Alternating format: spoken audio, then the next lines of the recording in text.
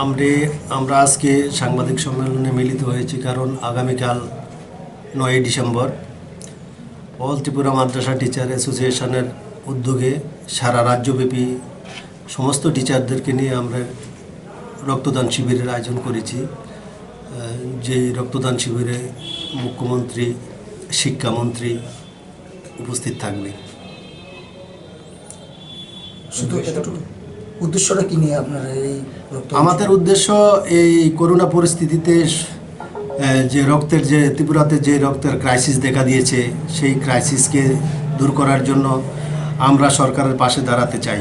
আমরা সবাই সাথে আমরা যে মাদ্রাসা সংগঠনও যেই পরিস্থিতিতে সরকারকে রক্তদান করে আমরা সহযোগিতা করে সরকারের পাশে থাকতে চাই। আমার নাম আব্দুল আলিম, অল ত্রিপুরা মাদ্রাসা টিচার অ্যাসোসিয়েশনের সভাপতি।